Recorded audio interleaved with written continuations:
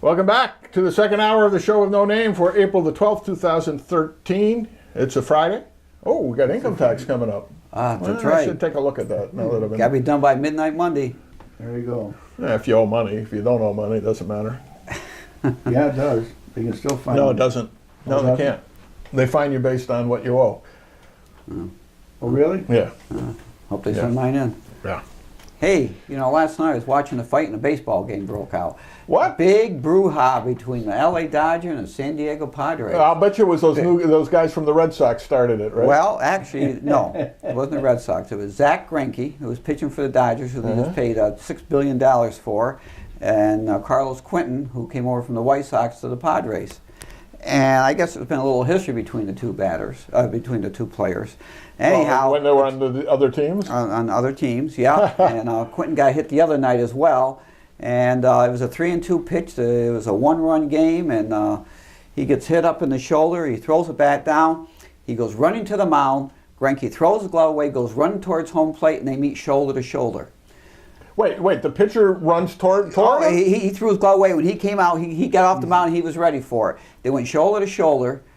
Unfortunately, Greinke broke his collarbone, his left collarbone.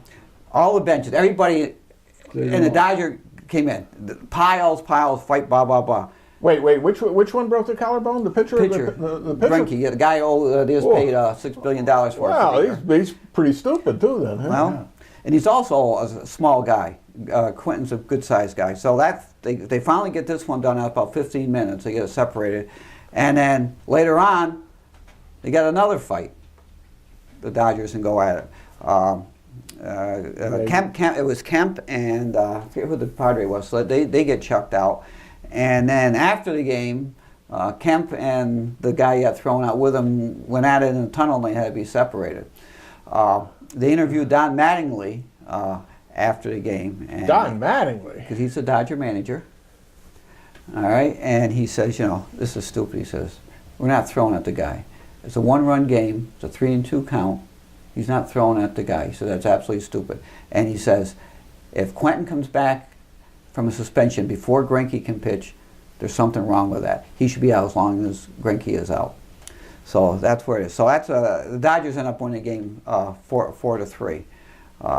So it's going to be tough because he was, he was a big signing. He was the stud pitcher right behind Kershaw. So he's the number 2 pitcher on the staff. And it's going to be a big hole. He's going to be out for a while. He's going to be out there 6 to 8 weeks. They said the collarbone. Fortunately, it's not his throwing arm, but it's going to put him out. But it was a big. I mean, these guys. It looked like a pig pile. The guys on top of each other, out in the middle of it, and both bullpens emptied, and the bullpens are out in the outfield. Well, at what point does the collarbone get broken? In the initial confrontation, or as part of the melee? I think it was probably initial count because they both went shoulder. They nice. both put their shoulders down, and like I said, Quentin, it'd be like me running into Bob, and he just. What does that mean? You're a big guy, and I'm slight. Don't slight him, Bob.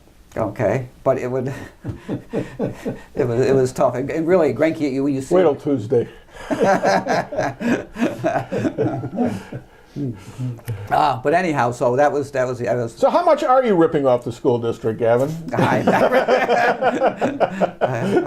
not ripping the school district off at all. I received no compensation for my hard work and insight into the workings. And I am concerned about the amount of money that gets spent in all aspects. I'm also a taxpayer, so some of that money is mine. So why did you vote for the raise? All right, leave him alone. We already covered that. Well, I can't. No. That's we can do that on the Tuesday show. Believe me, those people will call. Okay, all right. I had people call me for days in advance. We'll lay off waiting right for it. We're waiting for it. Are you going to have Gavin on? You're going to have Gavin on? Oh, yeah. He said, can I ask him this? I said, you go right ahead. You go right ahead. And he did. And when I was laying in bed Monday night, thinking, what's going to happen? They're going to call and they're going to ask me these questions. That's right.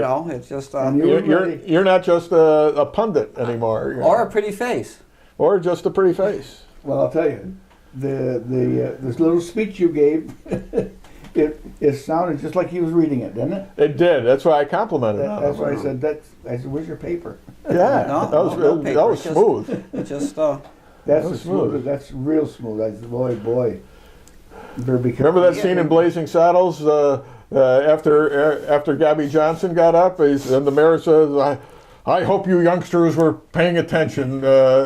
Boys and girls, this is one of the finest examples of genuine Western gibberish you'll ever hear.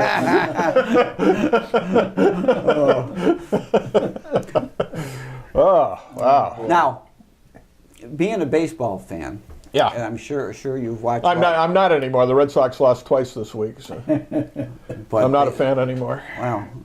Hey, well, two things. You just remind me of the number two, but we'll do number two first. There was a record broken the other night at Red Sox Day at Fenway Park. Did you see that? I know, and I was there several times, many times actually, when that record was made. And it finally came to an end. The longest sold out streak, almost 10 years. Really? Sold out every game. Wow. And they faked it toward the end of last year. I think that's why they weren't going to keep it up any longer. But they told the truth Wednesday night because they announced in advance the record will stop on Wednesday. And sure enough, they only had 30,200 instead of the usual. They were 36,000. short 802 or 805 people for that game. You know, and I just wondered, how do they know in advance it's going to happen? Because they don't do any. Paid admission. Yeah, but they knew in advance. Because they know in advance because those games are sold out in advance. They're hard that to one get. Wasn't. Yeah. I mean, if you do get a seat, it's somebody's season tickets that they're not using that day, and they make them available. But there's aren't that many. There really aren't all that many seats available for a regular game that are not sold out as season tickets for the Red Sox. That's a Tough ticket to get. tough ticket. Because we have the connections. We do have. You know people that know people. Yeah, you got people. My brother. got people. My brother's got people, and we generally have our choice of about 12 or 15 games. That's all? Yeah, that's all. I mean, first of all, there's only 81 home games, right? So a guy's got season tickets. So it's 81 games. So it's 81 games, but he generally, and we're not the only people who who want a piece of this. He's got relatives too, and things like that. Yeah, but your brother. Yeah, it's not my brother's tickets; it's his neighbor's tickets. Oh, yeah. Right. Well. But he always. What's nice is, I mean, we've had no trouble getting playoff tickets. Generally, one of the games is available for the playoffs. The famous line from A League of Their Own is there's no crying in baseball, correct? Yeah. That's it, there's no crying. But that was not... Tom Hanks said that, Tom right? Hanks says Tom that. Hanks. Yeah, he says it to... Madonna. Was it to No, Madonna? Gina. Or Gina Davis. Davis. And but that's not the first time that basic line has been thrown out Oh. in a program. Really? Yeah, in fact, I saw that program this morning. I said, I have to remember that. The old I Love Lucy. Bob Hope, they were doing a skit on baseball, and Bob Hope is sitting next to Lucy, and he's talking to her, and she's upset about something. What's his name? What's her husband's name? Ricky. Ricky did to her, and then they're sitting in the locker room, and he says, ball players don't cry. And I said, aha! There you go. That's where that line And came Bob from. Hope must have stolen it from somebody else. That's right. Yeah. I was, it was, we had Anna's car one day, and she's got the Sirius XM radio. And when I'm driving it, I turn it on the old time radio channel. And they were doing a broadcast from all around the country honoring Franklin Roosevelt on his birthday in February of 44 or 45, something like that. 40, it might have been 44 because in 45 I think he was in Yalta. Anyway, so Bob Hope does one segment for about 10 minutes, and honest to God, his routine did not change for 75 years. I mean, it was exactly the same. But I want to tell you, it was for the March of Dimes. And he says, well, I understand all the Republicans are sending their dimes to the White House. They figure it's the only way they'll ever get a change in the White, House. Good observation. I said, well, I'll bet you I've heard that one 100 times. Yeah. It's all in the rhythm. It's all in the rhythm. Yeah. Yeah. I mean, toward the end, he lost the rhythm because he was doing those. When he was doing those TV shows, he'd do the monologues as though he's in front of an audience, and there was no audience. It was all canned laughter, and then he'd bow to the audience that isn't there. TV changed a lot for changed it for those guys because, literally they could go around and do the same routine for a year because they're going each city different, and they can do the same thing and nobody's heard it. Once TV came around, all of a sudden you got to have a different routine every week. You got to have a staff.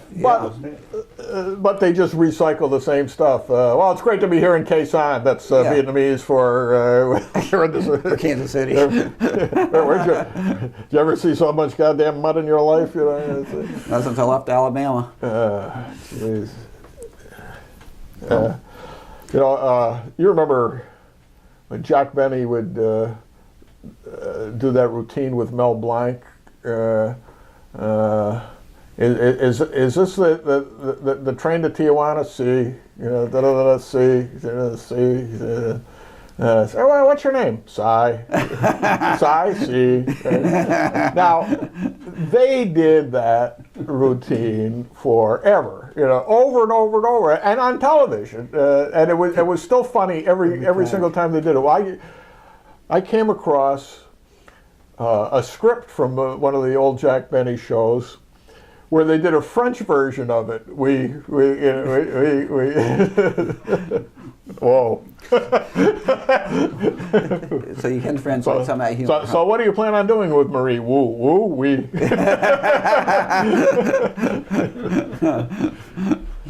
See. Speaking of you have a girlfriend, Cy? See. What's her name? Sue. Sue, see. What does she do? So, see, and it's all in the rhythm. It's all in the timing. Jack Benny could get more laughs out of saying nothing, just the long pause before he delivered the punchline you knew was coming. Just the look. Wow. Boy, they don't come like that anymore. You ever seen the YouTube of him and Groucho Marx, where I think it was a skit from the Jack Benny show, where Jack Benny is a secret guest on You Bet Your Life, and he comes out with a mustache and a wig so that no one will recognize him. Right. And the two of them are ad-libbing like crazy. It's funny, it was Harold and Riorzo. but it ends up with, for all the money. How old is that skinflint Jack Benny? And everybody knows what the line is coming, and he must have soaked it for 5 minutes and finally says 39. I'm sorry, you lose.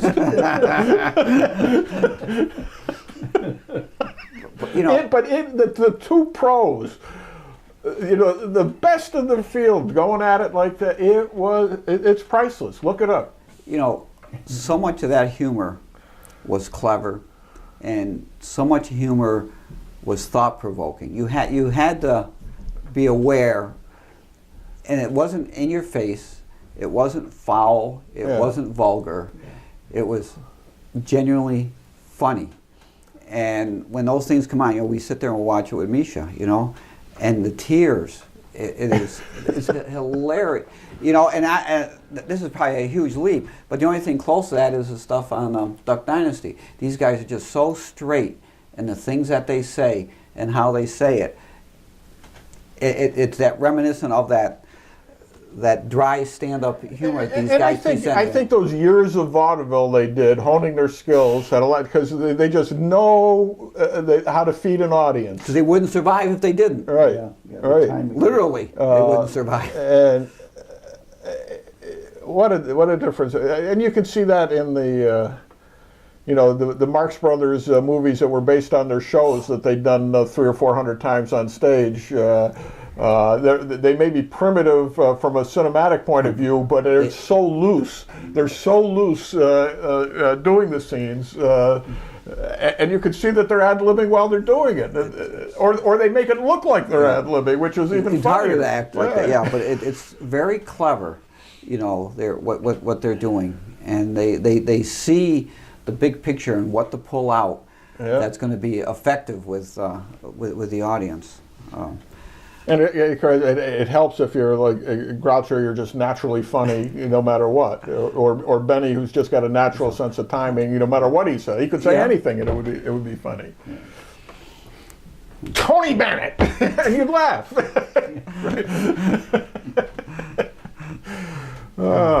Anyway, what do you bring out, Bob? This is just in case this is a book I got for Christmas, What Einstein Told His Barber. It explains everything. Really, she got a refund for that haircut. Huh? She got a refund for that haircut that Einstein had. Holy cow. Yeah. He never cut his hair. He never stopped talking. Hair. For example, why do wintergreen lifesavers make flashes of light? Which they do. First of all, it's not an urban legend. They actually do. Okay. Why do they? Well, I'm not going to. 25 words or less. No, I can't do it in 25 words or less. You got 4 paragraphs. Oh, sorry. But here's how to try it. It says, take a roll of wintergreen lifesavers. I'm allergic to them, by the way, so I can't do this myself. Into a dark closet with a hand mirror or a close friend. If you're already in the closet, so much the better. Make sure the closet is completely dark. Wait until nighttime and plug the crock under the door with a towel if necessary. Think pure thoughts for about 10 minutes while your eyes become thoroughly dark adapted. Now pop a lifesaver into your mouth and, in spite of what your mother taught you, quickly crunch it noisily between your teeth with your mouth open. Your mirror or your friend will see surprisingly bright flashes of light inside your mouth. Baby dragons are trained on wintergreen lifesavers. Has something to do with there being crystals, because it'll also work with sugar cubes, although not as bright because wintergreen also has a natural fluorescence in it from the methyl salicylate. Oh.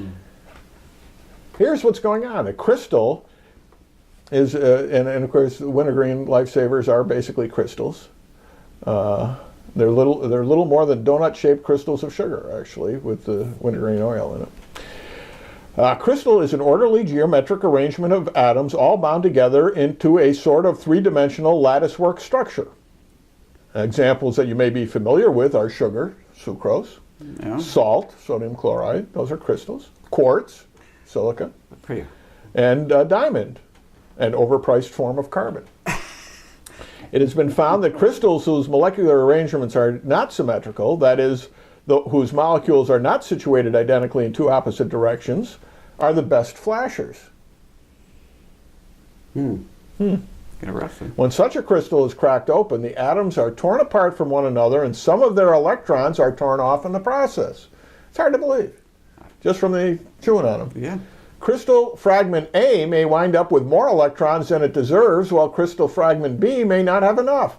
As they begin to separate, the extra electrons on fragment A are attracted strongly back to where they belong, and they zap across the widening air gap between A and B, exactly like a bolt of lightning zapping through the air between a cloud and the ground. These miniature lightning bolts make tiny blue flashes because the air's molecules are energized by the swift rush of electrons through them, following which they throw off their extra energy in the form of light. You had to ask. I did. Hard fracturing wax on the crystal can therefore produce weak flashes of light. That's all that happens in most triboluminescent crystals. Where's the guy with the hook? But in the case of wintergreen lifesavers, that's not all that happens. There's an almost instantaneous second step that makes the light much brighter. And I already gave that away. Okay. All right. We believe it. Hey, can you pick wintergreen in the summer? I don't know. No, It's not no, wintergreen. It's winter. It's Winter- Oh yeah, I see what It you're is. saying. Wintergreen. See, I hate when you have to explain it, you know? Well, see if Einstein explains that one in there. Do you really want? No. No, It's okay. no.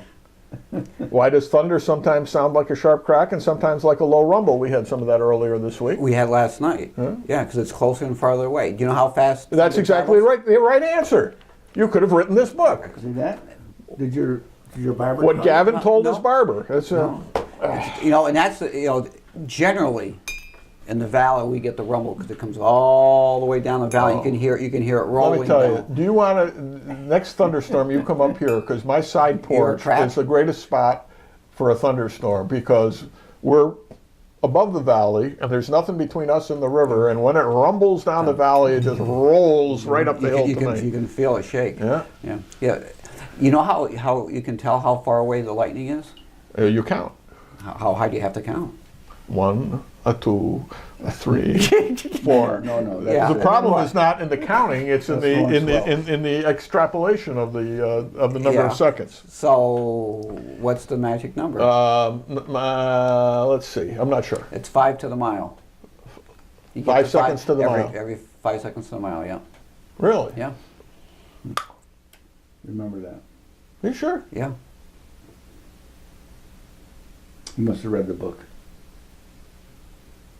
Yeah, it's true because when it goes, it's Yeah, right on top of you. Yeah. But the good thing is at least you heard it. If you don't hear it, you're in trouble. Oh, you mean if it's faster than yeah. Yeah. Oh yeah. Yeah. Explains about breaking the sound barrier and stuff like that. And this is it's a great book. Great book. So. Jaeger. What? Jaeger. He broke the sound barrier. His first one, right? Yep. Well, anyway.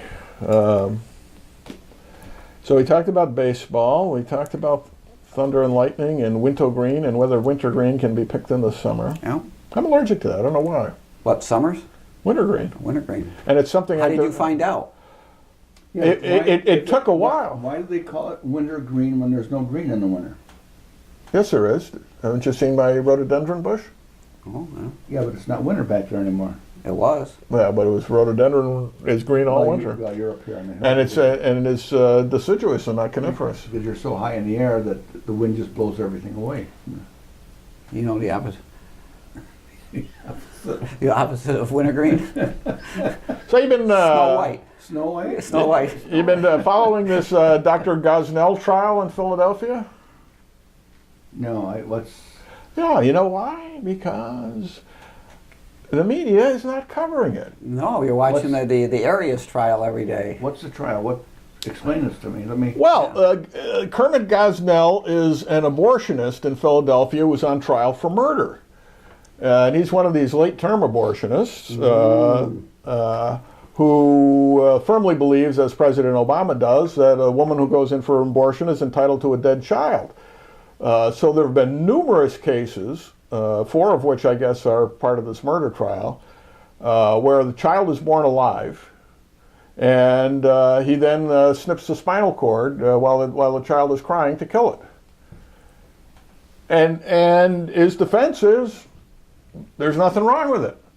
And he's being and there are quite a number of people on the Planned Parenthood side who are coming in to his defense. But the major media is absolutely will not touch it. This trial's been going on for a couple of weeks in Philadelphia. The evidence is gruesome. They get the nurses coming in crying and talking about the babies that they're ordered to kill and there has not been one single story on any of the network news or in any of the major newspapers. Nothing, not a peep. They're scared to death of this story because it shows the natural progression of the degeneration of society. If you do it And there are actually people defending this as proper, that you're entitled to a dead baby. And they're calling it post-birth abortion. You're entitled to post-birth abortion. How far after birth is it permissible to? Well, if it's at all, the question becomes until they go to school, apparently. Well, that's my question. Until they're in Obama's pre-K. Yeah. Or beyond. Yeah, or beyond, until they're capable. They got people defending this. Yes, yes. Unbelievable. Absolutely unbelievable. Yes. That's wrong. That's wrong. I mean, if that's not wrong, nothing is wrong. And I mentioned Obama because when he was in the legislature in Illinois, he was one of the few people who voted no on that live birth bill. That if the child is born alive with a abortion that doesn't work, then you're obligated to try to One of my friends on Facebook, who I've actually chatted with a couple of times, Jill Stanek, is a nurse out in Illinois. And she's the one who really brought this to the fore because one day she finds the baby in the laundry bin in the next to the abortion room, and they just put the baby out there to die. We'll just leave it there till it stops breathing. Well, if you can do it down there, you can do it when people get old too, then, right? Yeah. I mean, there's right. no extension. Yeah. There's a progression, like everything else. It gets a little bit, That's and all of a slippery sudden it's a whole slope. lot. I mean, Right. no one would have dreamed of such a thing when they were deciding Roe v. Wade. Absolutely, no. That's when they talk about the slippery. No, the slippery slope will never get that far. Yeah. Baloney. There are professors, there are doctors in quotes who are out there defending this. I thought part of the Hippocratic Oath was to save lives. Yeah, right. Ensure. Yeah, isn't that first do no harm? Isn't that the first rule of Hippocrates? Yeah, That's unbelievable. now it's a hypocrite. They've taken that out of the Hippocratic Oath. One of the parts of the Hippocratic Oath was not to perform abortions, or not to perform an act that would cause an abortion. But no. Ooh. And then you get they're so in charge, that cult, that these laws are passed and judges make decisions that are so absurd that if a doctor does not tell a woman she should get an abortion and then the child is born disabled, then the doctor ends up supporting the child for the next 21 years, and that's the law in places like New Jersey. It's called wrongful birth, because you didn't recommend an abortion. Yeah. I think they're at the bottom of the well now. Heck with the slippery slope, they're already at the bottom. And they know it, because if they thought it was okay, you'd be reading about it or hearing about it, and there'd be people going on MSNBC saying how terrible it is that this guy's on trial. But no, they've all shut up. Of course, no one ever even says abortion except me. They won't know it. So, anyway, that's our friendly thought for today. So go on the internet and Google Dr. Gosnell and take a look. I can't even. I won't even begin to describe the testimony in this trial because it is so horrible. It's like that clown in Stephen King's story. Oh. It is so horrible that you want to block it out of your head forever. No. Incomprehensible. Inconceivable, as well as Sean would say. Yeah. Wow. If it had anything to do with World War II, it would be in my chapter, The Evil That Men Do. Wow. I added a piece at the beginning. You did. I did, of my book. Was it this hour or the last hour I mentioned that I pretty much finished with my book? Yeah. That was previous hour. It was the end of the An last hour hour. Yeah. I decided to nearly start out with the story of Leon Mazanik. And who was Leon Mazanik? Leon Mazanik is a guy. When he was in high school, he was something of a naturalist. Okay, he was an amateur naturalist. And I'm down in the Walter Elwood Museum back when it was still in the Guy Park Manor, and I came across this scrapbook with his name on it. and I knew his name because I'd already written the other book. And I open it up, and he's like 16, 17 when he does this project. It's a scrapbook. Mm-hmm. And what he did is he went around the city. It was probably a project for some science biology class or something.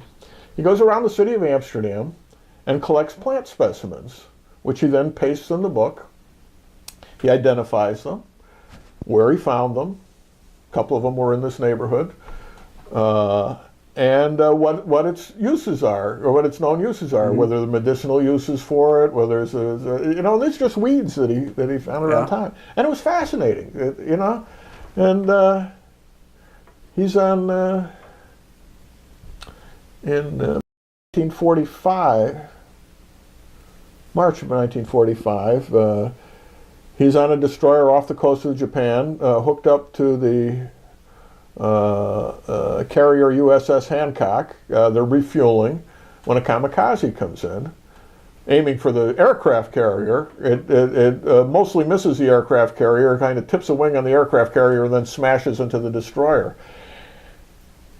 And I have actually a photograph of the moment that plane hits Mazanik's ship and kills him. I've got a photograph of the moment of his death, which is in my book. And the 65 years later postscript is that after he dies, the commander in charge of the destroyer sends a letter to the parents, which I had posted on Facebook. And I get this email from the commander's daughter, 65 years after the fact, Okay, right? yeah. 2010, I get this email from her. She had seen it on my blog, the letter from her father, Mm-hmm. and she's writing to let me know that her father had died at the age of 95. He says, but I wanted you to know that a week before he had the stroke that killed him, I called him up and told him about this letter and asked him if he remembered writing it. And he said, and she said, without any prompting from me, he told her about Leon Mazanik, who was like a seaman second class, okay? I mean, he was, remembered that he had 3 brothers who were in the service, where he was from, and then went on and told her about all 12 guys who were killed in that attack. And the last thing he said to her was, "Some things you never forget." Wow. Wow.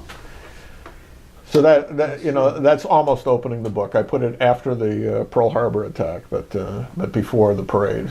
So you got a big hook for people then. You read that, you got to read the rest. Yeah. Well, that's the idea. Yeah. I probably added a dozen stories since I sent that to Did you you? 2 weeks Yeah. ago, right? Did you see it, Jim? No, I didn't I get it. forwarded it to you. I didn't get it. Maybe you don't have email. Do you have a computer? Is it plugged in? Okay, the screen Yeah. lights up. What's your email? gprincipal52 at Yahoo. Oh, Yahoo. Maybe that's it. Maybe it's Yahoo I don't get. Maybe you're blocking it. Maybe you got Yahoo blocked. That is possible to do that. Yeah, Do you but get anybody I- from Yahoo? Probably don't pay attention to I the don't email words. pay, I don't pay that much attention. But on the other hand, I used to get your stuff, and now I'm not getting it either. If you sent me that forward from the... I got a call. Oh, you might have sent it to the RR one, though. I'm not sure which I sent Yeah, it to. that I wouldn't have gotten. Well, anyway, I think I sent it to Yahoo. I like my book. I mean, I'm not just bragging. It's the stories are great. I am so impressed, not with my writing, but with the stories The stories. that I found. And there's just one after another, after another, after another, after another, and I haven't even written all of them. Yeah. Well, look at the ones I don't even know about.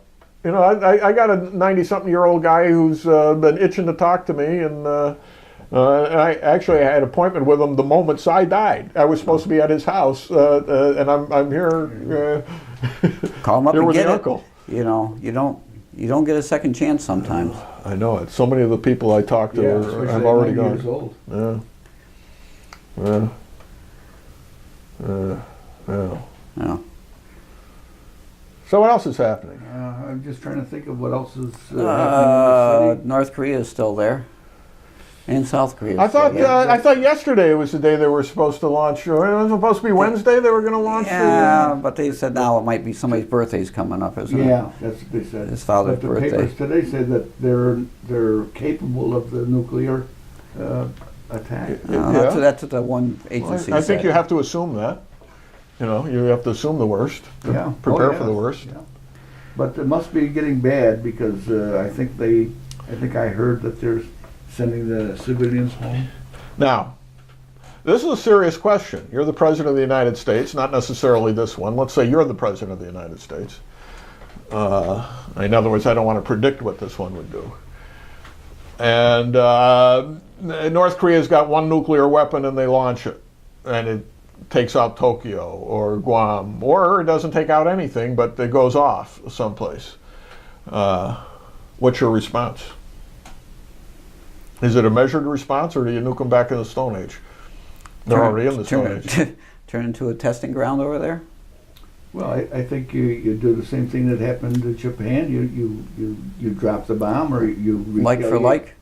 retaliate some way so that that government cannot come back into power. Yeah, but And what's the domino? there are other ways of handling it too. Well, I mean, the question is, do you try to keep the nuclear genie in the bottle, or do you set a precedent?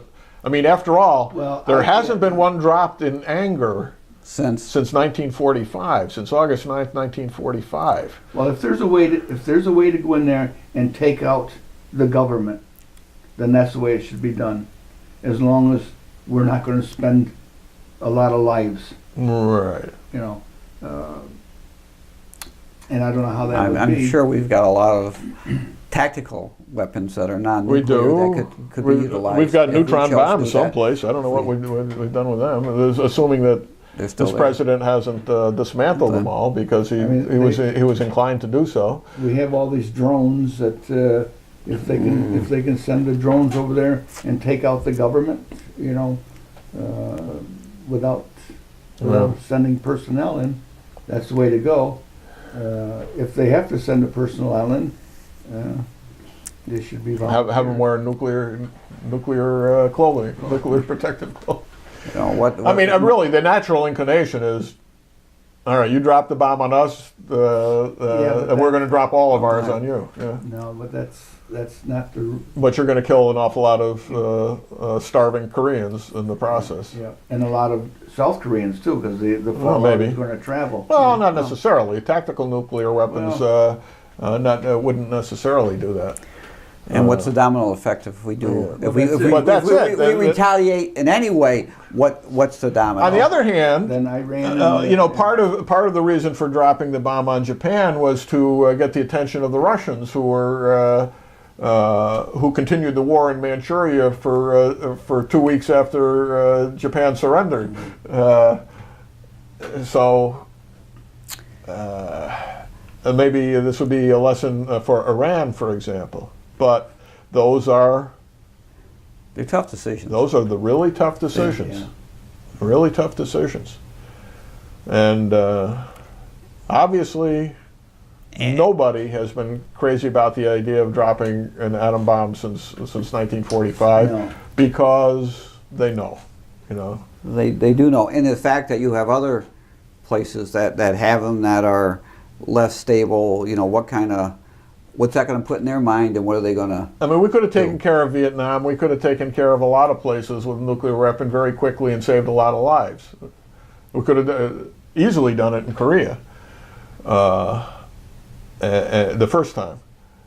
And there was a good argument to be made to do it at that point. But now, after 70-some years, or almost 70 years, it's tough call. Tough call. I'm glad I'm not the president Yeah, that's at why he times gets the like big that. bucks. Especially now. What would Morgan Freeman do if he was acting president? That's What did he do in? what did he? Well, that's a good question, because actually, I don't know. I didn't see the movie. What did he do? I'm not going to tell you. That's too much. That's giving away too much of the plot. Olympus Has Fallen. We're plugging again. Yes. the benefit of my son. I didn't tell you guys this, but Jamie had gotten laid off. The company decided to send everybody home in Shreveport, and they were going to move back to Bulgaria, the whole operation, without them. And that lasted a whole week. You didn't even have time to collect unemployment. Yeah. Now he's in, and as it was, he went into work every day anyway to hone his skills on the equipment. And he went right back to work, and so they back working on the Jason Statham movie, and then they got another 1 or 2 movies in the works. So. Good. But at some point, he's got to take some time off and do his serious training for his Ironman in Sweden, Kalmar, Sweden. Oh, yeah? Sweden, which I guess must be close to the Baltic Sea. If most of Sweden is. I suppose it is, yeah. That'll be a second Ironman? Third, Third? yeah. When's that going to take place? August. August. Like the third week of August, I believe. And he's made arrangements to do what he did last year, and that there's this program where you go and stay with people and do work for them, do odd jobs for them in exchange for bed and board. And he's going to be. He sent us pictures of this farm he's going to be on, which I don't know, a few miles from the 15 miles or 20 miles from where the race is going to be. And Is it in Stockholm, the race? he's going to be. What's that? Is it in Stockholm? the Kalmar. race? Kalmar. Kalmar. And he's going to be helping to build a greenhouse, which I think is a neat skill for him to learn, because I'd like him to build me one in the backyard. And we know he can build. Yeah, we were in the studio. We have a studio You have out to there. thank him for that. I do frequently. Do you? Yeah. How we doing here time-wise? I got another 15 minutes. Ooh. Oh, we can do that I easy. got my son runs a marathon next month. Oh, yeah? Which one? It's Which son? Edward. I think it's How old is he? 51, God bless him. 51, 52. A full marathon? Yeah. 26 miles? He ran 18 miles the other day in his practice, his training. The training is tougher than the marathon, I guess. Yeah. I don't get that. I think it's his 8th marathon, 7th or 8th marathon. I ran cross country in college, and we'd go out and do these 7, 8 mile, 10 mile training runs, and I've just never been able to get my head wrapped around 26 and a half miles. Yeah. I mean, I thought that was a long ways, and 26 and a half, I realized that it's 2.5 times as much. I don't get it. I just don't see how you can go that far at that pace. I mean, that's the guys that win these things. It's an unbelievable pace. I mean, they're running, 5-minute miles. Oh, Okay. yeah. And For the distance, for yeah. the distance, that's a 5-minute Yeah. mile, pretty much the whole way, and I could do that for 5 miles. You get me to 6 miles, and all of a sudden it gets up to 5:45. Now look at this crazy Ironman. They swim 2 miles, bike 110 miles. They're out all day on the bike, Yeah. and then they get off the bike, and all they have to do is run a marathon. Yeah, it's absolutely nuts. It's nuts. It is nuts. These guys are, Yeah. And my these son guys is are a- 5 cans short of 6-pack. Yeah. But the shape that they're in, it's Even incredible. running a marathon, I said, you're nuts. I told my son that you're crazy. It shows what the human body can do when it's pushed. Yeah, it shows that you can do it. It's possible to do that, but Right. It's you. How did I describe it? You hop in the river at the train station, swim to the sewage treatment plant, get out, bike to Utica, come back, and then run to Albany. yeah, All in one a day. day, yeah. One day. And he did it in under 13 hours. It's just amazing. Just amazing. And I think the swimming part's the worst. I think that for me, without a doubt, that'd be the hardest part. If you're a good swimmer, that's actually fairly easy. They have And that's the one he never swam before he started doing these triathlons, or not seriously. And he's one of the leaders in the swim in the Ironman. It's fantastic. they have scuba divers in the water Oh yeah. when they're swimming. Just in Yeah. case. Oh, a guy died at the last one we make went sure, to because in Coeur d'Alene. somebody goes down and who They can don't see even him? know he's down. Yeah. So Yeah. we got a couple guys there watching. Now, you've seen my films. When they talk, it's really dangerous. Oh, yeah. When they start to swim Well, because they get they're all elbowing each Oh, other, yeah. You know. and you can get knocked out so easily and just drop to the bottom Yeah. before anybody even notices you're gone. Yeah. And they're all wearing the same color caps. They're all in tight together. Yeah. One goes down out of 2,000. You're going to notice them? No way. That's why they do have the scuba divers. But actually, the guy who died had a heart attack while he was swimming. And I thought it was the biking part he had the heart attack. What's that? No, I thought it was biking where he had the heart attack, not the swimming part. No, it was the swim the part? swimming. It turned. I had. I don't know whether it was my video because we had like 5 cameras going, or one of the professional videos. But in the background, you actually see him getting pulled out. carried off the beach. Yeah. Nobody realized it at the time. It was a couple of days later before we even knew it had happened. When my son was in Greece, I was there watching him, and Up by it was- Utica? No, Greece. Greece? Greece. You mean where the Greek Greece. You mean where the Nicosia come from? Yeah, Ah. the actual marathon was, he ran, and at the end, Wait, he ran the marathon at Marathon? at marathon, Wow. Wow. the guy finished the race and he dropped dead. Yeah. Well, isn't that what happened to the real first one. guy? Yeah. He hadn't been practicing enough, obviously. And running that in sandals? The guy was German, and there was nobody there. There wasn't a doctor at the end to look at anybody. There was a woman doctor with our group that was in the stands watching, that she had to go down and see what she could do. It's totally unprepared for that marathon. Wow. Well, it does put a strain on. You are pushing yourself to the limit, and Yeah. in Coeur d'Alene, the water temperature was 59. It's cold. Yeah, I don't care what they're wearing. That's cold. That's cold. Yeah. You have to be a fur-bearing trout to swim in that kind of water. Jeez. Yeah, the air temperature and the water temperature were identical that day. Wow. I remember it was really chilly sitting there Not I was watching. going to say you didn't feel the difference when you come out of the water. And that's late June. Well, out in the Rockies. That's cold. Beautiful country out there. Beautiful, beautiful country. Wow. I'd go back. If nothing else but for the one of those berries they have out there. Not boysenberries, huckleberries. Huckleberries.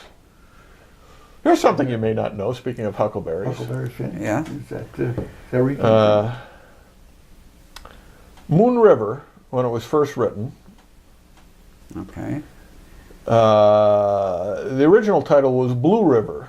Blue River, same song. And it's not the lyricist, I forget who it was, Johnny Mercer maybe, decided to change it to Moon River.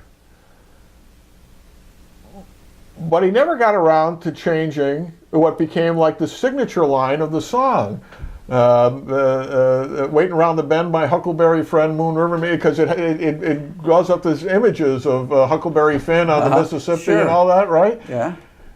In the original, it's because huckleberries are blue, and the Blue River was the color of the huckleberry. And so this great image that this song projects is completely accidental. Didn't know that. There you go. I learned that from Mark Stein, the columnist. Yep. See, we're educational, We are. we're timely, Right. and we're knowledgeable. Somewhat. And who was it wrote Goldfinger? The song? Yeah. No idea. I don't think it was John Barry. It might have been, but I don't think so. Anyway, whoever, you gotta. They used to have to come up with songs for the Bond movies based on their titles. Yeah, Some of yeah. which were pretty tough, That's true. and that was one of them. There were two lyricists working on it with him, and he comes to me. He says, "Okay," he says, "I've got the opening of the song." And it opens. He says, "Oh no, it's got to open with Goldfinger, and then you guys got to write the rest." So he plays it, Goldfinger, and he waits for them, and the two of them both said, "Wider than a mile."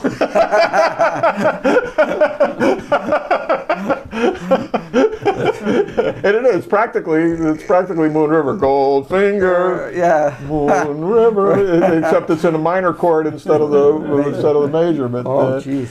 yeah, I think. If Stephanie, if you're watching, I'm making this up. We don't have to. Wow. The real deal's better than make believe. So there you go. So, I think we probably ought to repeat the show for the radio on Tuesday, only talk twice as fast. Yeah, you're going to have to. Yeah. We'll be taking calls. And there'll be new topics to discuss. I assume something will happen between now and then. Yeah. And something will happen. We won't lack for material. Yeah. And, sooner or later we're going to have some guests. But, we got from now until eternity to keep putting this together. And but I think we'll keep this format going for a while, too. Yeah. We go to 2 hours, we can bring somebody in. Yeah. Yeah. Yeah, 2 Yeah. hours. An hour is not enough, but 2 hours is just a little bit too long. Unless you get a lot of calls. A lot of calls and interesting calls. yeah. Yeah. We can always have Chet call us. We can have. Wait, where's Chet? He didn't call the other day. No, he didn't. He'd been off for a couple of weeks, and he just called the other day. He Sam and Mike the other day for the first time in a while. And his father's in my book a couple of times. Miss Hageman hasn't called in a while. Connie has called every day. Yeah. And Bobby, I think there's a Bobby that calls every day. Bobby March. Yeah. Yeah. She listened to the show. I got an email from her. Oh, yeah? Yeah. Good. Good. Yeah. Yeah. But I think, my favorite call was the guy who said, "You've been on the air 10 minutes and you're already the flagship program of the station." He was good, and so was the guy with the Looney Tunes. Yeah, my Lord. But he didn't know who we were, so That's okay. But it's still funny. They were good. How can he not know who we were? Maybe he's new to the community, hasn't been here in 2 years. Doesn't he have an internet? He doesn't turn the TV. He doesn't watch. He doesn't watch radio. Doesn't watch radio, huh? Oh. It's hard to believe it's been over 2 years since the last time we did the radio show, though, isn't it? Has it been 2 years? Yeah, it's 2 years. It was 2 years in January. We've been 2 years. January sitting here 28th. in your studio. Yeah, We were started in a number of at, other places, but doing the podcast, yeah. Yeah. And we've only, the way I used to video, when I first started videoing, oh my God, it'd take me all weekend because I had one of those little cameras that happened to take video. No place to plug in a microphone on it, so the sound was awful. So I recorded the sound separately, and then I had to sync the two. And if one stopped and the other one didn't, then it just went on. I'd spend hours just syncing it, and then and then uploading it to, what the heck were we up? Oh, to archive.org or, oh man, thank God YouTube made me a. Maybe a producer. I can record up to 12-hour program. No? You can. Hard to believe. Why you would do that, I don't know. I told Elaine she can't make any appointments on Friday and Tuesday. Okay. Did she agree or? Well, she sort of agreed. Well, she agreed, but she looked at her calendar. So Tuesday she's got a doctor's appointment at 12 o'clock or something. Oh, we'll be out way before that. Yeah, but it's in Schenectady. Well, so what? I mean, fast. you still got plenty of time. Even if we get off the air at 11, you still got plenty of time to make a 12 in Schenectady. Yeah. Yeah. No. It's only. Unless she wants to go to lunch first. I don't know. Well, she's got an appointment. No, my sister's got an appointment at 12 in Schenectady. Elaine's is in the morning. You know, it sounds like we're sitting around at Miami Beach. Oh, How you feeling? Oh, the aches and pain. See, President Bush had back surgery in January. They kept it a secret till he got better. This would be the younger President Bush. He wanted to have it so he would be back up and about for spring training, I guess, or the opening of the baseball season anyway. So best of luck to you, Mr. President, if you're watching. Texas Rangers are doing better than the Angels, who picked up their star players. So what's that?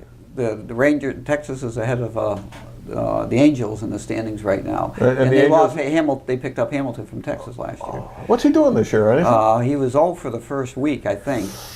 He batted 20 times, had 12 strikeouts at one point. He's gotten a couple of. He's batting 1 something now. But they got off to a real slow start again. I mean, that's what cost them last year. They were 6-14 and they never made up the difference. Right now, I think. While he was hitting 42 home runs in the first couple of weeks. Yeah. And then he slowed up. So, but it's a marathon. It's not a sprint. So everybody's got time. All right.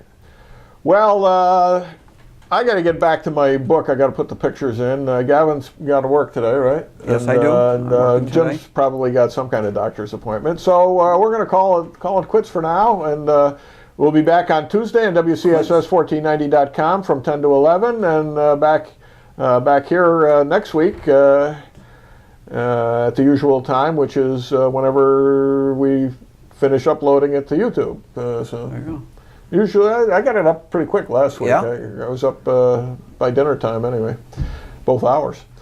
So, I'm Bob Going. There's Jim Nicosia. And I'm still Gavin Murdoch.